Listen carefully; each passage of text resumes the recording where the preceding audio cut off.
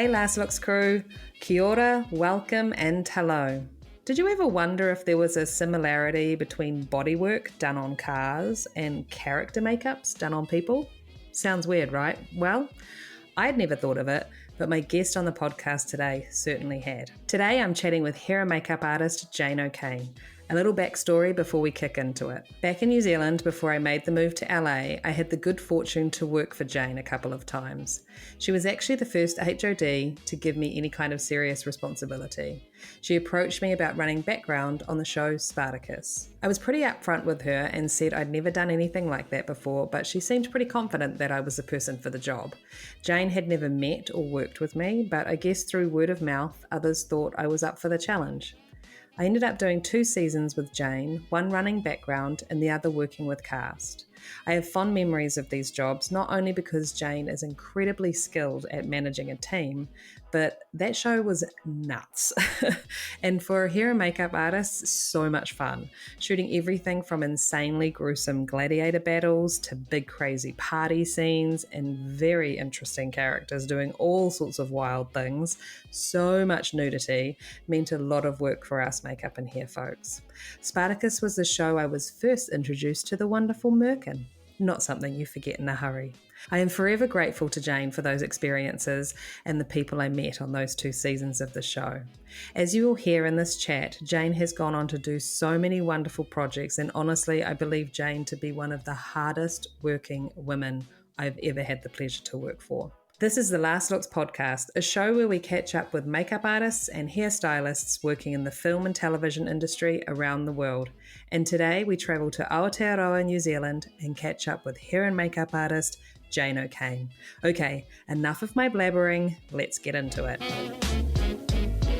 And now, a word from our sponsor. Parish Effects is a full-service effects lab and prop shop in New Orleans, Louisiana. Parish Effects specializes in fabricating custom props and practical effects that will take your production to the next level. Parish Effects works closely with you to ensure every detail is perfect, and their professional effects artists are available to work on set when needed. Parish Effects is your one-stop effects shop for makeup prosthetics, props, fabrication, and in-person special effects makeup classes. Parish Effects. Elevate your production today. Visit parisheffects.com. And now, our feature presentation. Pictures up Last looks. Rolling. and action. Welcome to the Last Looks podcast, Jane. Hello. Okay, so this is where our story begins. I want you to finish this sentence for me, okay? Mm-hmm. Once upon a time, there was a girl named Jane, and when she grew up, she wanted to be... Forgot you asked this question at the beginning of every podcast. I'm a creature of habit. What can I say? Well, I can be honest, and it would be a Formula One racing car driver, Yeah. or a panel beater. Okay. So cars were definitely in the forefront. But cars were in the forefront, and I guess panel beating led me to perhaps makeup a little bit somehow, weirdly. Okay. So where does the love for cars fit in? The love for cars probably is just from my father, who was a car man, basically working for Rover for the heritage collection of the British vehicles over there. Awesome. So that would be where it came in, and watching the Grand Prix with my dad, falling in love with Fleetwood Mac. And yeah, I guess that's the origin. And then we used to tinker away on old cars, and I had classic cars. And so I sort of learnt to file down and rust and fill and bog up panels. And now I try and kind of do that on faces. Do that with actors. I love it. I love that crossover. I kind of into restoration. Yeah. That's awesome. Yeah, that was probably what I wanted to be originally. And then I did art, and then art turned into, I guess it's that combination of those two things. Interested in art and stuff through high school. Did you know by the time you were in high school that you were thinking about makeup, or did that not come till a little bit later? Yeah, no, I used to. My mom was a big amateur dramatics theatre production person. Oh, cool. And so, she used to do a lot of amateur dramatics and dragged me along with her. And for the first part of that experience, I was actually on the stage, and then soon realised I was probably better behind the stage. But yeah, I guess that's where it sort of started for me. I used to do special effects and makeup and wigs and stuff like that for the theatre productions. Okay. Yeah. Where did you grow up? In a place called Solihull, just in the West Midlands in England. In England, yeah. Yep. And so was your mum on stage, or was she just part of Yeah, we were all production? on stage. Yeah, it was very, very amateur though, Jamie. Yeah, but Very amateur productions. But yeah, musicals, which is now I detest musicals and pantomimes. And ironing. So my mother's given me all those things. and ironing.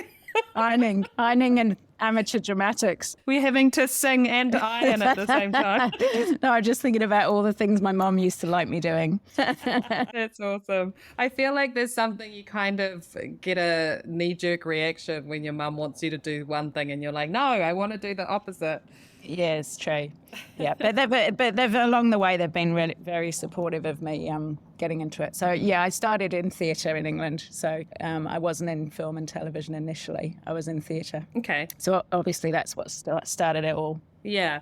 And then, so did you do any formal training or anything like after high school? Or Yeah, so while I was in high school, realising that I enjoyed restoring people, as we shall now say. Yeah. My restoration projects on stage. I guess I realised at that point that I was quite interested in it, and it was a nice way of my art translating into something I could do as a job for a living. And so I reached out to the local professional theatre company, which to my luck was the Royal Shakespeare Company. Awesome, In Stratford-upon-Avon, and I actually worked for them. I was work experiencing with them for years from the age of about 16, cool. 17. Nice. So And just then, in your spare time, kind of weekends and... Exactly. And then I went through, I was told by this sort of career advisor of my school or whatever it was, that I had to be a hairdresser and had to do beauty and hair to get into theatre. Right. So I did a 4-year, which I did in 3 years, like 2 years hair and 2 years beauty therapy at a technical college in England. Okay. So I qualified as a hairdresser and a beauty therapist, which still makes me smile. Because if you know me, and you do, you know that I'm really not a beauty therapist, that kind of person. Yeah, but it's super handy to just have all that education behind you. It is super handy, yeah. So no, it has been good. And so then while I was in college, I worked at the theatre, and then when I left college after the 3-year degrees, I then went to work for them full time. Nice. After a bit of travelling. Yeah.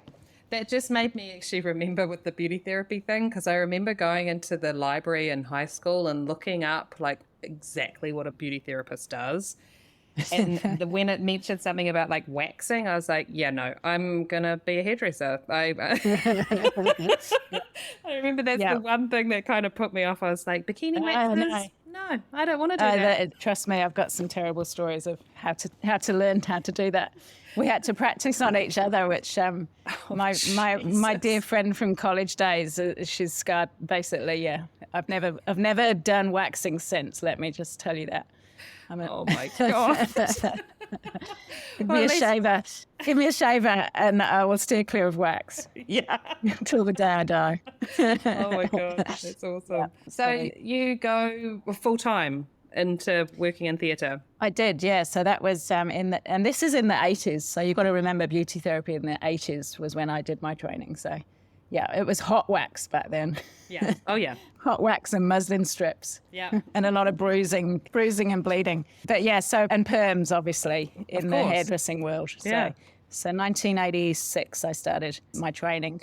Yeah. So yeah, when I left, I went traveling for a little bit in the States, and then I started full time with them. I guess that was around 89 when I was about 19. Yeah. Yeah. And so how do you move to other theatre companies or? Well, I was predominantly in Stratford. I'd go down to the Barbican to do like handover of seasons, because they would run for like a year.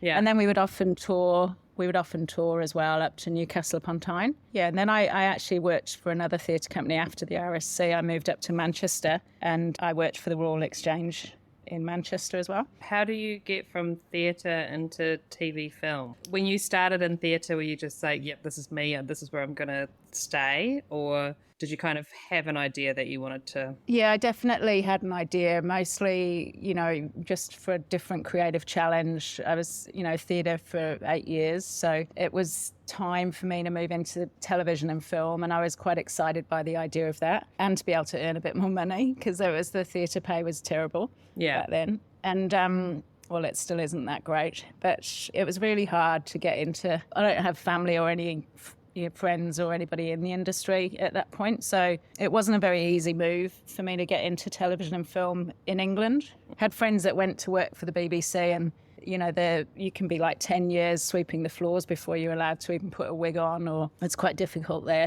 at that time anyway. Yeah. But then when I went to travel in America, I met my ex-husband Gwyn, who was a Kiwi, and so he, after a few years of living in Manchester, he wanted to move back here. Okay. And I was working with lovely Kate Winslet at the time on a theatre production in Manchester, and she had just been here doing Heavenly Creatures. Oh, wow, yeah. And so she was like, oh, you've got to go to New Zealand, it's so cool, because I was umming and ahhing about moving to the other side of the world. And she kind of talked me into it, to be honest, because she was sort of like, the film industry is great and you've got to work with this lovely woman called Marjorie Hamlin, and you have to work with this director called Peter Jackson, and I've just been with them, and yeah. So she was raving about it, and I decided to move out here and see what happened, and I guess the rest is history. Well, we're going to keep talking about the rest. Still here. For God's sake. There's no escape. No, there's no escape. No, I'm still here. So when you first moved to New Zealand, and I mean that is the other side of the world, so It is a big decision, it is a big move. What did you do when you first got there? Were you like contacting theatre companies or? Well, I soon realised there was no theatre companies that had a wig or hair department. Yeah. So I went to a film cruise agents, and I think it was Film Cruise, the name, initially, and everyone was a little bit wary of the foreigner, and I went and asked where Marjorie Hamlin was working and how I could get hold of her, and I was given her contact details. So she at the time was running a show called Hercules that Pacific Renaissance were doing, and I sent her my CV and tried to reach out and didn't hear anything initially, and then I basically phoned the film agents. Had been saying, oh, it's really hard to get in, you need to get your foot in the door and you need to meet people, and I was like, well, help me get my foot in the door and meet people. And she basically rang me the next day and said, how serious were you about getting your foot in the door? And I said, why? She said, have you ever done reception work? And I was like, yes. And I find myself on the Pacific Renaissance reception desk, which is the place where I knew Marjorie was working. Oh, okay. Nice. And that was how I got my foot in the door. I went and saw Marjorie at lunchtime, and I was just like, I'm not really a receptionist. And you've got my CV. And she's like, oh, yes, I was just looking at that. And then she then needed somebody to work on the extras department, makeup and hair. And she rang me the next day, or a few days after I'd met her on reception, and got me on the job. And so then I started working for Marjorie. Yeah, and you're like, I'm sorry, I can't be your receptionist anymore. I'm just going to be over here doing makeup. Really, I was bloody hopeless at it anyway. I cut Rob Tappert off a few times. Did you at any point name drop Kate Winslet in the conversation to be like, oh, Kate actually told me to get hold of you? I can't remember. I mean, obviously at the time, Kate Winslet wasn't very well known. I probably would have said to Marjorie that I'd been working with Kate, yes. And I do remember that she loved Kate. So, yeah, that probably did help me a little bit. Little does Kate know. And so do you remember at all what your first kind of thoughts and feelings were going in for those first few days and kind of getting the lay of the land and seeing how it all works? Yeah, I mean, that's a good question. I guess it was all very overwhelming, and I didn't know anything about film at the time. But I guess to my advantage, the makeup on Xena and Hercules was quite theatrical. Mm-hmm. So in many ways, the actual tasks of the job felt kind of easy for me, or at least achievable. Yeah. But just the whole, I do remember being very confused about like, what do they mean, the gate? Nobody's checking the gate. I can see the gate, I just came through the What gate. gate? We're on the farm gate, Like I do remember all those weird, just getting your head around what's, all the film lingo and just the way it rolls on set, which of course has now changed completely anyway. Back then it was very different. But yeah, I guess I was a bit overwhelmed, but I just was lucky enough to start working on quite theatrical productions from the beginning. Yeah. And was it the same production company that did both Hercules and Xena? Yes. So then I was with Marjorie for only a short time. I think from memory, Hercules was actually winding down and Xena was starting up. Yeah. I went and did The Frighteners with Marjorie, the film The Frighteners. That was my first feature film with her. Oh, that's and cool. then I came back, and that's actually when I met Weta and, did a bit of work with Weta, and then came back and started getting into prosthetics more at that point. Okay. With Marjorie on that. And then I came back. I do remember working for KMB. We might have to check I need to check my CV sometimes. I can't remember what order things happen, but I do remember working for KMB on Hercules or Weta on Hercules or something, and that's when I started getting into prosthetics. Awesome. I love that ever since I've known you, I've just known that you have a really good grasp on all areas, with wigs, with hair, with makeup, with prosthetics. And it's just, I think must have absolutely helped you to kind of get to where you are now and designing what you do and the jobs that you are head of department of, just because you're so knowledgeable in all those areas. Would you agree? Yeah, I mean, I guess I do feel like I've got a broad sort of cover of, especially in sort of character makeup stuff, like definitely wigs and hair, and then definitely sort of prosthetics and character makeups. I never really went to beauty school, and I tend to not really just do straight beauty makeup jobs, although obviously I do them and I enjoy them, but I'd say my strengths are more in the sort of character makeups and development of character with a bit of restoration involved. And I guess is it just kind of followed through from theatre and just being really character driven? I think so. Yeah, maybe. Yeah. And like I worked initially on Xena. I was on the second unit Xena for 3 years, which I still feel is probably one of the most, the best experience I've gained in my entire time. And just because you're basically turning absolutely a different thing into, some of the doubles back then, we'd have like a 4'8" like jockey come in and double Xena, or, and had to shave his legs and put a wig on him, or turn, do a bold cap on the fly onto someone that had a huge big head of hair and turn them into a character, because it was all about doubles back then, as a true second unit was. Yeah. And I do think that sort of gained me a lot of knowledge and a lot of experience in just having to put things together at a speed. Yeah. That's how I kind of developed, you coming up with new ideas of how to do something. Just troubleshooting and trying to figure out how to make it work. Yeah. It's just grab that, do this, polish that, bog that.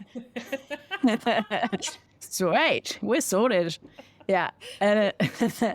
So yeah, I'd say that was probably the best time for learning. Yeah, and you're right, it did give me quite a broad spectrum of experience way back then. I love that. I mean, your IMDb is pretty impressive. I kind of knew a lot of it anyway, but I just did had a quick peruse before we started speaking. But I would love to know. Done too. Yeah.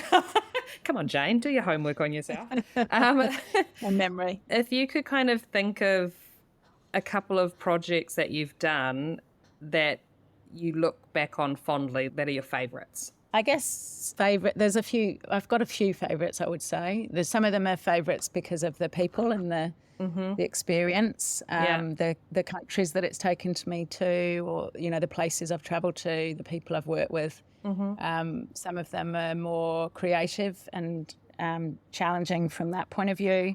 Yeah, which I always love a challenge. And so if I was to name them, I'd probably have to look at my IMDb page too. But I'll think of some more recent, because my long-term memory's fading. I did do a film recently. It's actually not released yet. I don't even know whether it's on my IMDb page, but I did a film called Kung Fury not too long ago. And that took me overseas. We were in Sofia, which I loved, being in Bulgaria. And we were also back in Germany, which I've always enjoyed working in Germany. Awesome. And that was just creatively, so not only was it taking me traveling to some interesting places, it was with a lovely group of people who I've worked with often. And creatively, it was quite inspiring because it was a film that goes through time traveling of pretty much every character you can possibly think of was in that film. Oh, far out. So yeah, that was pretty cool. And and it was a fairly low budget, and it was again a bit like those days where you just have to pull things together from nothing. And it had also a few interesting characters. I had the pleasure of working with a few cool cast and turning them into some fun. We had Arnold Schwarzenegger as a president in the 1980s, which was quite fun. That's awesome. And David Hasselhoff. Amazing. I had to turn him back into how he was in the 80s on Knight Rider. Amazing. Basically was that. Oh my God. I think that was like one of my first serious crushes as a young girl, as a little girl. I was just like, oh my God, he is amazing. His hair is amazing. The car is amazing. I love him. Yeah. Well, I had to give him back that amazing hair. I mean, he's still got a pretty good head of hair, but yeah, it was actually one of the most memorable moments was doing that makeup and seeing him look into the mirror. And I did a bit of low rent face pull, face lifting under the wig, which I'm sure you've done. And a bit of that and a bit of makeup and shading and all the right places and highlighting in the right places. Yeah. Then I put the wig on him, and which was perfectly made to look like his hair used to. Amazing. And he just started laughing and laughing and laughing. And it was actually the two of us started laughing. We had tears rolling down our eyes because it was just the most hilarious thing just to see him. Yeah. Who I'm not sure how old he is now, but he must be in his early 70s maybe. Wow, yeah. And yeah, just to see him transform back, it was pretty funny. So that's awesome. Yeah, so that was fun. And Arnie was, an 80s president, so I made him look younger, and he just led into being the president quite well. Yeah, yeah. Yeah, no, it was fun, and there was just all sorts of characters in that film. So that was probably one of my favourite recent projects. Yeah, yeah. And when you think back I love to talk about, well, as you said, that you enjoy a challenge. So thinking back, what would have been one of the more challenging projects that you've done, whether it's just like the shoot itself or the makeups that you were doing were incredibly challenging? What comes to mind when you think of... I guess Guns Akimbo was quite challenging when we were over in Munich. We were filming a bad guy over there, and can't even remember the character name now. Isn't that terrible? But I had to give him a full head of tattoos. Yeah. Richter, that was his name. And I didn't really have the ability to get them done professionally or properly. And so it was pretty much me hand drawing on a cling film template of his head because I couldn't even life cast him. And then just, translating those as we do onto a computer through Photoshop and then into printing them on a old printer in the back of the office that I found. Wow. On some slide paper. And, doing those sorts of things but I really love those sorts of challenges. But but I guess looking back, it's kind of stressful because, it's on set the next day and you're still drawing them. Oh my God. Jane O'Kane does not sleep. No. So those were stressful times. But still, it kind of worked out all right. And, you just get there in the end without all the fandangled technology sometimes. It's a bit going back to the basics. Yeah, exactly. And it's a good thing you know how to do those basics. Yeah, I guess so. Yeah, I mean, there's a few shortcuts I guess I've made now since I've done them a few times. Yeah. But that was challenging. And then the job I'm just wrapping up on now has been quite challenging simply because I've sort of branched further into overseeing animatronics and visual effects interaction and character development for the hybrids on Sweet Tooth. That's what I'm actually the hybrid creative director is my title. And so that's actually been really cool because it's all mostly on children. Yeah. So that's been a real challenge because we're having to create wearable items really that you can put on and take off a child very quickly, but that's been quite challenging, not having the ability to do a full prosthetics makeup that might take you 2 or 3 hours. You've got a child in the chair for like 30 minutes because of their child hours. So yeah, hardly any prosthetics. So we've done a few on the older kids, but again, very minimal things. So so that's been challenging. So it's a mix of actual physical like pieces that like where you move with animatronics, but then the visual costume. effects kind of... Yeah, some of it's visual effects interacted as well. Wow. Otherwise, it's all, most of it is practical effects. And we've sort of introduced animatronics into the wearables so that things move and they look real rather than it just being a costume. And then we've also sort of cleverly put in a few prosthetics here and there to make it look like part of them as well, because they're half animal, half human. Yeah. I've had the pleasure of working all that out with Jason Doherty, working with him and Shay Lawrence, who you probably know, and an amazing animatronics team led by Grant Lehman from Australia. Yeah, it's been really cool because we're within one workshop that we're doing prosthetics and wigs and hair and animatronics all out of the same workshop. So it's been quite cool. That's awesome. Yeah. So Yeah. are the animatronic stuff, is that all kind of wireless now? Like when Some of it is, some of it is still rod puppeteered. Yeah. So we've got puppeteers that work on set with them in their little, in their tight grey suits. Glad I've not had to wear one of those. And then, Your day will come. yeah, probably we're the most embarrassing point in my life where I'm completely had over, told to put one on and I didn't need to. But that would be like me. But yeah, no, most of it is RC, but remote controlled. Yeah, it's just been fun as well. Like I've done all the design. Worked with lovely Nori Honda doing ZBrush initially, which is, if you don't know, that's like a program on the computer that's like sculpting in clay, but digitally. Yeah. So I've been doing all that with him, and then we've been using a lot of 3D printing, and a lot of the design is done digitally, so that's quite fun. See, this is what I love, Jane, is that when you came on and signed into this program that we're using to record, and you're like, I don't know about tech stuff, and then you're just, and I was just like, yeah, but you do know the tech stuff that you know. So, I mean, get me in a room with ZBrush and animatronics, and I'm going to be like, Jane, I don't know what I'm doing. Yeah, but I've got some great people around me. It's all about teamwork. I'm standing there telling them I want that bigger or that smaller, and they know how to do that. I'm not the one actually doing that. And I'll start off with I do very basic. Taught myself Photoshop in lockdown, and I do use a bit of my own sort of Photoshop work just to get my point across, because I'm not very good at doing that in dialogue. I'm better doing that in a visual. So I'll tend to start off with a very basic Photoshop design, and then they'll take it from there and put it into, I've got a lovely illustrator that's done some amazing illustration for me, Ben Wooten, on this show, and then he'll turn my crappy little Photoshop into a piece of art. And then the ZBrush guy will turn my ideas into a 3D form. Wow.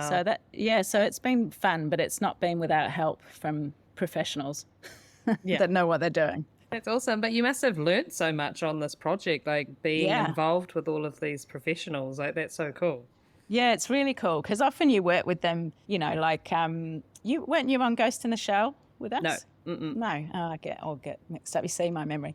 But, there's jobs like that where we've had integrated with visual effects or, things that have got animatronics or whatever. Mm-hmm. So you kind of get used to, when you start doing those sorts of characters, you do get used to working with those departments. But for it to be all under one roof was really cool. That's what's been very special about this. It's sort of pulled it all together in one place. Yeah, I love that they've gone in that direction rather than just trying to do it all with VFX. Yeah, totally. Yeah, lots of it is very practical because it's just hugely expensive, as you know, the visual effects side of it. How do you, it sounds like on a lot of your projects, you are the go-to person for designing characters from start to finish. Like, I know a lot of head of departments, the production may outsource that type of thing, like go to a workshop to get the designs done, and then you kind of facilitate that and make it happen. But a lot of the productions in New Zealand seem to be going to you to do that kind of from start to actually make it happen. So how do you approach your character design? Like, where do you start when you're trying to come up with how something should look? guess it's a good thing to think about. Each project seems to be a little different with the approach. I mean, obviously, if it's a historical thing and you're just creating a character that exists, then it's really all about research, which I love doing, and I tend to get absorbed into stories like World War One films or whatever I've done in the past. You know, I sidebar onto all sorts of stories of the real people in real action. And I guess that's the research puts me in that world. And then it leads me to think about what they look like. And maybe they are a literal version of a historical character. And obviously that goes without saying is a lot easier. But sometimes it's a challenge of how you turn the casting choice into that character. So there's the challenge lies there. You know, like how do you turn somebody that doesn't look like Adolf Hitler into Adolf Hitler, for example, or something like that. Yeah. But then if it's a character that design that's not from a resource initially, I guess it's more about delving into the world of the project itself and really listening to the showrunner or the director and getting the vibe of what they're after and what they're wanting the audience to relate to.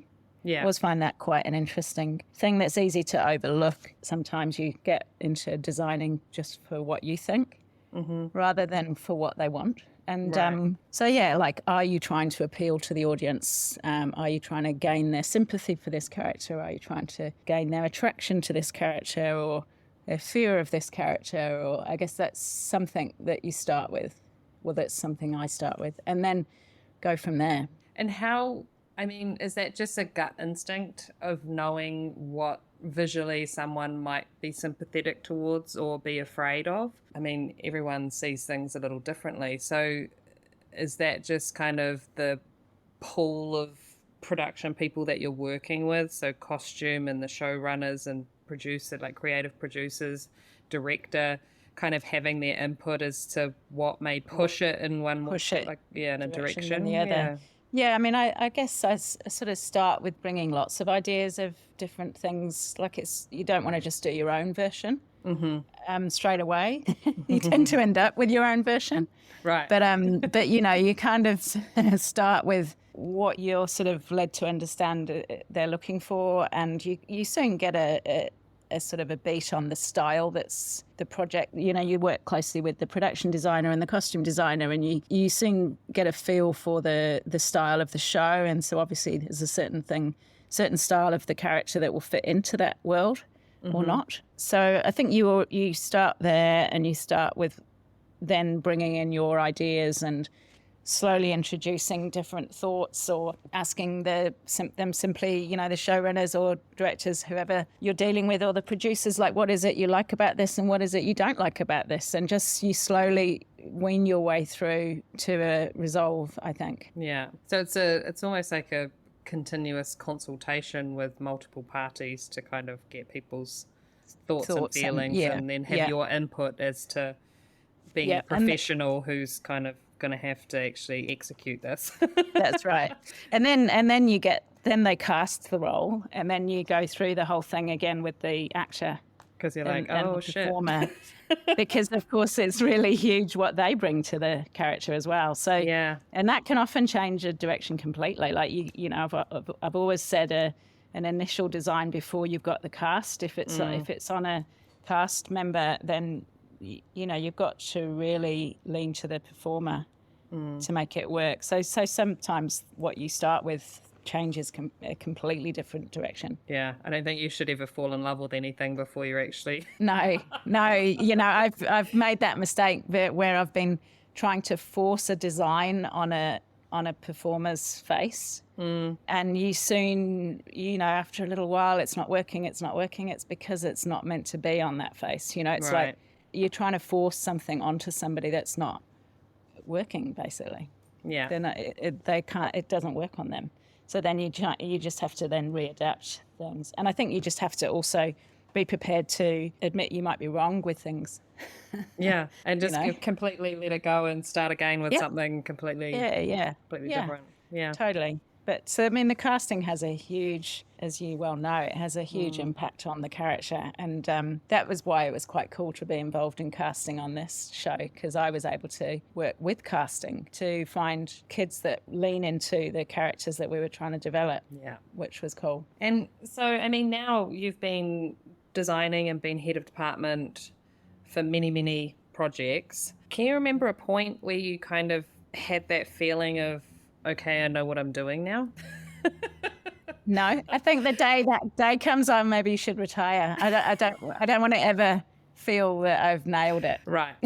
I like it. So, I mean, I've got confidence in it. Yeah. But I think that you're always having to drive. I think I like always driving for improvement. Right. And I think the day that you feel you've completed that task to its fullest, then maybe it's time to stop. Time to move on to another challenge. I don't know. Is that weird? I just, yeah. No, not at all. Because, I mean, every job's different. You have a different crew coming in. You've got a different team of people that you're working with, and you're figuring it out every time, I suppose, right? Yeah. I think if you was to be arrogant enough to say, you've nailed it, there's something wrong. I like it.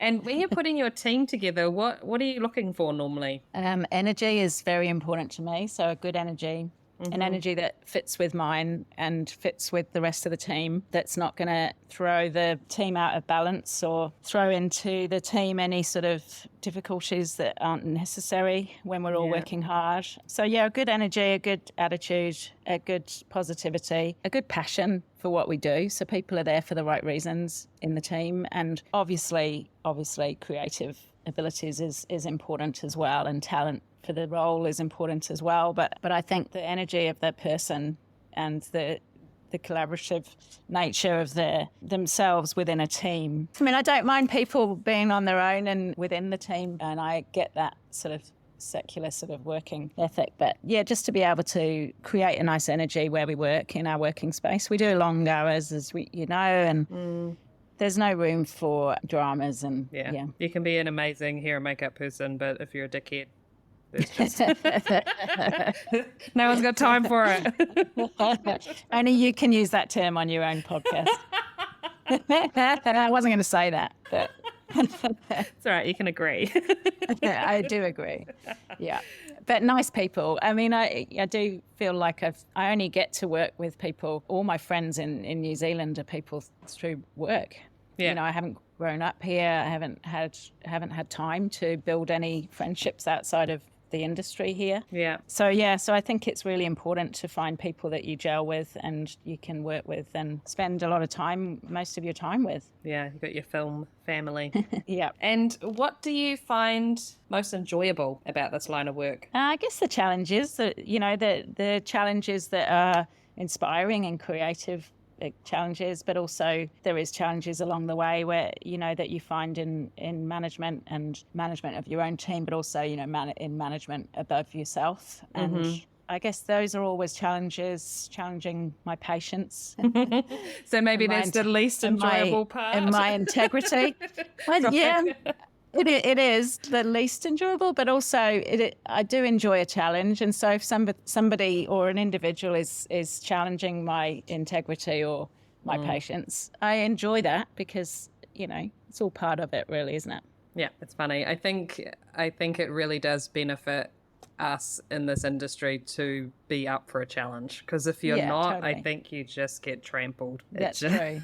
And I don't enjoy the process of that challenge. I'm not saying I enjoy that, but I enjoy the troubleshooting of it. I enjoy the resolution of it and the positive resolves to those situations. I enjoy that. Yeah, absolutely. And I love to know, especially because you are a mum, so with this work-life balance and the insanity that is the film industry with the hours and all that kind of stuff, how do you balance work-life? Because we have so many younger people coming in or pretty fresh to this industry, and they're always just like, these hours are insane. How am I ever going to have a life? Yeah. So I always just love to ask people how they manage that. Yeah. I mean, that's probably the challenge I don't enjoy, is being away from my son. And when I was fortunate enough when he was little that him and his dad would travel with me and be on jobs with me, and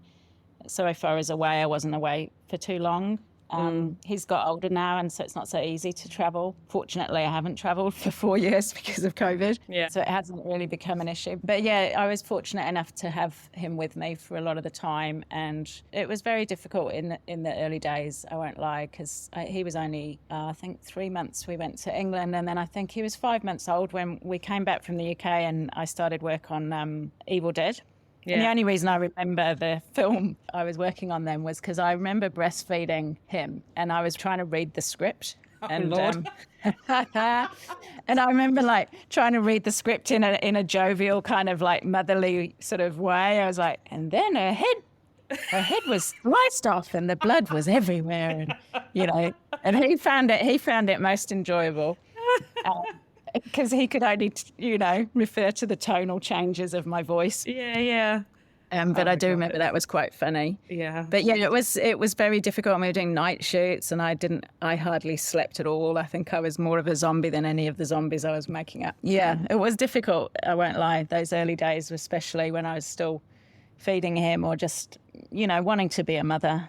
Like I remember driving off to work after giving him a morning feed at, 5 in the morning or whatever time it is we're leaving, and my breast would be literally like, I feel like one of those is it a heifer cow when they have their calves taken away from them, and they're like they're low grown, like the pain of that is quite hard, and it's physical pain, and it's also just a real mental pain to leave your child at such a young age. But he was with his dad, so I was never feeling like I had left him stranded.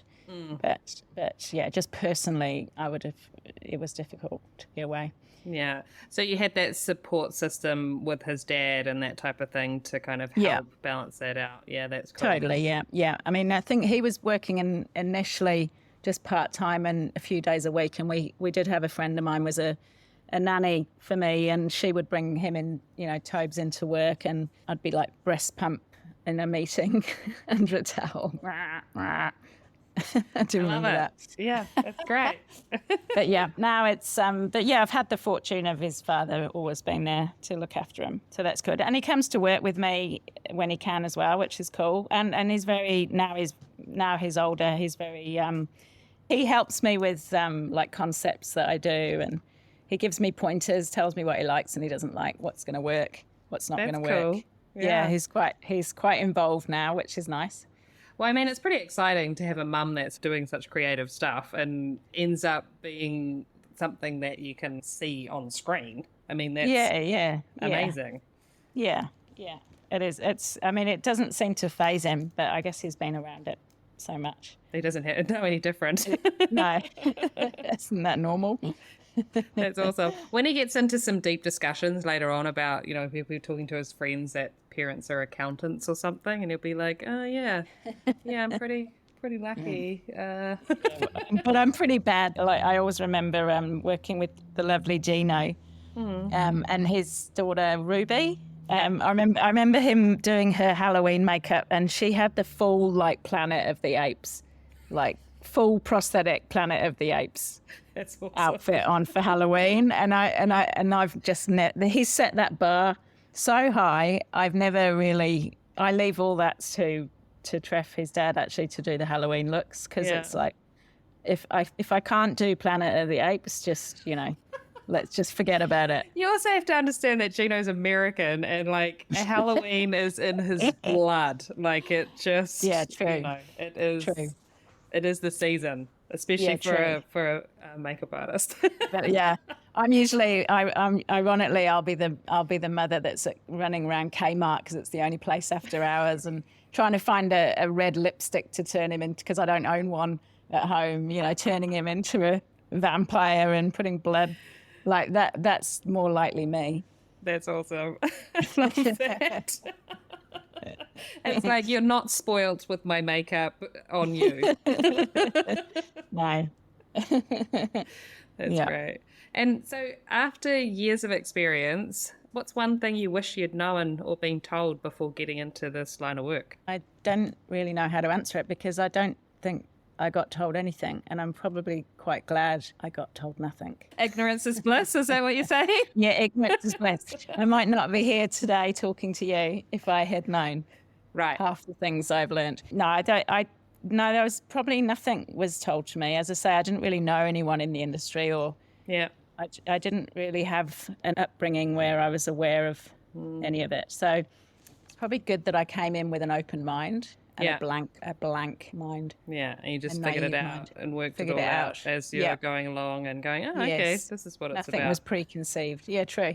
And it keeps changing as well. I mean, from you talking about what your last job has been and how, I guess, is quite different on a daily basis what you've been doing to Yeah. other projects. So Yeah, they do change, and that's what's cool about it. That's how I think you can never really know. You can't say you've nailed it because there's always going to be a sidebar right around the corner just to hit you over the head and take you out. yeah, I love it. Yeah. So if I had you at your workstation and you had all your bits and pieces and I took something away from you, what would you not want to be without? What would you not want to work without on a daily basis? Well, there is these two RCMA. Anyone that's worked with me will laugh if they're listening to this because they'll go, tell her about the S10, S11. So there's two RCMA cream colours that I have always tried to throw out of my kit, and they always wean their way back in because I can never find anything quite as good. Did you just say S10 and 11? S10 and S11. Lady, I feel like I was introduced to those through you on Spartacus, maybe. Probably. Yeah. Yeah. Well, I'm still bloody using them. I don't even know love whether RCMA make them anymore, but I still try and find them by thick or thin. I know on this job we tried, because of course ones that have been in my kit since Spartacus you probably shouldn't use, and I don't think I still have them. But trying to find them is actually quite hard now. We recently tried to buying some, and they're hard to find. And new. tell me why you love them. Just because they replicate the natural colours. I think they give a realistic sort of shade around the eye, and obviously, I love my ink palettes. Don't get me wrong. It's another. I couldn't go without my character palette or my capillary palette, but you can't put those alcohol products close to the eye, and I think those cream colours just finish everything off. For me, they just bring the realism into the face. Yeah, yes, you probably as did soon as you said it, I was like, I vividly remember being given some makeup items, and they had the label. I think they'd maybe been depotted or something. Yeah, like Pacific Renaissance. Yeah, and then with the little labels on them. Yeah, yes, I remember those. They've been going. Yes, with many shows have done those. I think, but they're pretty cool products to have in a kit. If you can hopefully still they get them. still make them, yeah. Yeah. Uh-oh. Yeah. But I wouldn't do without that. And yeah, I don't know what else really. It used to be the pig was a thing of mine that's now become a bit of nobody would do without one on set. But, the standby kit on set. Yeah. You've probably heard of that too, the pig. Well, I have, and that is something that I have continued to call it. And I think the last time somebody was just like the pig, and I was just like, well, I don't know why it's called that, but I feel like it's because it's a pig of a fucking thing to carry around. to carry around. Yeah, that's exactly right. Yeah, that was the name I gave my standby kit when I first had one on Xena days. Right. Awesome. And I used to call it that because it was a pig of a thing to haul around. Yeah. And now we see that revive itself on different shows. It always makes me smile. But That's awesome. I love it. So perhaps we shouldn't be without one of those either. Yeah. You should come up with your own line of pigs. Yeah. Love it. That's a good idea. I'll have a talk to Georgia, see if we can bring it into LSB. I like it. And who would you like to hear on the podcast? Well, I would have, of course, jumped to Marjorie Hamlin, who was my mentor and my first person to hire me here in New Zealand. But that's a challenge to you, Jamie Lee, to get Marjorie Hamlin to do one of these. What do you think my chances are? Fair to middling, I don't know. Yeah. Good to know. Maybe. I mean, she would be lovely to talk to. I'd love to hear her stories. Yeah. But otherwise, I don't know whether you haven't done Shay or Jason yet. No. Have you? So there you go. Jason Docherty, please. And Shay Lawrence, please. Like it. Awesome. And then have you done my dear friend in the UK, Nick Buck? No. Oh, well, there you go. There's another one. Okay, well, I'm going to have to get contact details off you so I can start stalking people. Start stalking. But you've done Rabane. You've done Tammy. I have. You've done quite a few now. Tammy's the one other person that mentioned Marjorie in her story. Yeah. Yeah. Oh, that's nice. So that's cool. That's nice. Yeah, well, Marjorie really was the sort of pioneer when both Tammy and I think Tammy came out here probably much the same time I did, or maybe a year before. Can't remember. But yeah, I think Marjorie was probably the person we both met when we first came to New Zealand, really, that was doing it all. Doing it all. She was literally, yeah. Yeah. And her approach was very much in my world as well, very, the sort of creative, artistic kind of approach, which was pretty cool. Well, Jane, this has been fascinating because I have never known your story. So this has been really cool. Right. Thank you so much. That's a pleasure. Thank you. Okay, Last Looks crew, thanks for listening. And remember, if you love it, share it.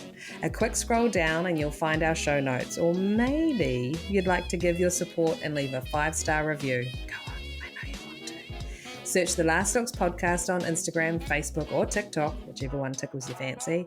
And a massive shout out to the husband, Brett Stanley. Without his patience and tech support, this whole podcast situation simply does not happen. And cheers to Liliana Rose for her fabulous voice acting talents. Okay, Last Looks crew, that's a wrap for me. I don't need to be told twice to get out of here, so bye. I'll catch you on the flip side. That's a wrap, people.